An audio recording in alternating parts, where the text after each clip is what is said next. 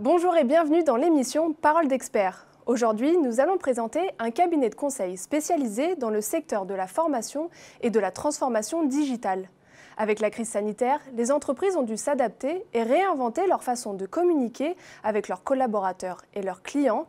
C'est comme ça que le cabinet Massive Immersive a su se démarquer pour accompagner les grandes entreprises dans leurs projets de formation en utilisant la réalité virtuelle, la réalité augmentée et les mondes immersifs. Pour nous en parler plus en détail, je reçois James Zopissa, CEO de Massive Immersive.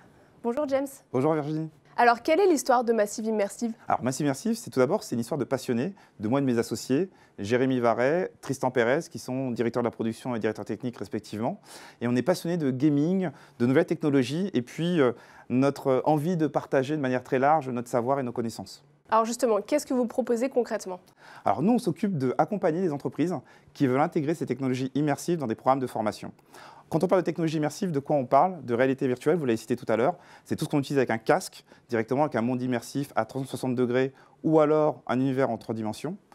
Et aussi la réalité augmentée. La réalité augmentée, typiquement, c'est des éléments en 3D qu'on fait apparaître au travers d'un smartphone ou d'une tablette.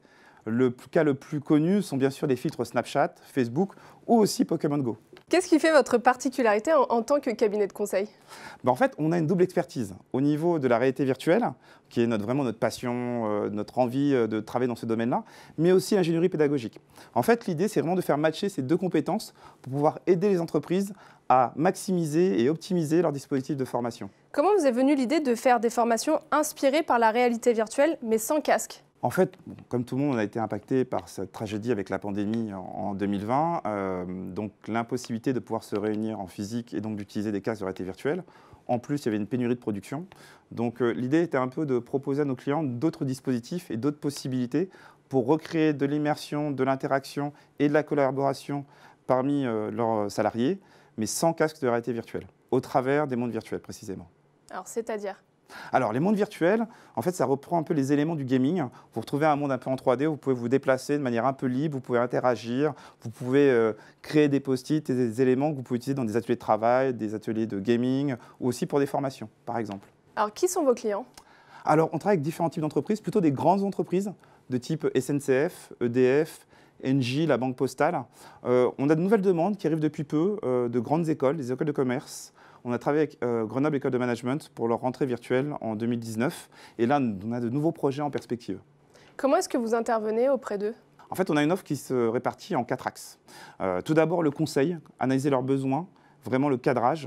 La deuxième étape, c'est le conseil sur la solution technique, la prestation, etc., le sourcing. Le troisième axe, c'est plutôt l'accompagnement de projet. Donc vraiment vérifier que tout le projet se passe correctement. Et de manière transverse, c'est la formation et la montée en compétences des formateurs, des équipes qui vont travailler sur les projets. Quelles sont vos prochaines évolutions, vos objectifs à atteindre? Voilà, alors la nouvelle étape qui est vraiment exaltante pour nous, c'est que ce côté transmission va vraiment monter d'un cran. Et l'idée, c'est de continuer à évangéliser sur les bénéfices de ces technologies immersives. C'est la raison pour laquelle, dans les prochains mois, on va créer Massive Immersive Academy, qui sera un centre de formation à destination non seulement du top management des entreprises, mais aussi pour les formateurs, les chefs de projet formation, pour bien comprendre les bénéfices et s'approprier ces technologies. Merci James. Merci Virginie. Et merci à vous de nous avoir suivis. On se retrouve très vite pour une prochaine émission de Parole d'experts. À bientôt.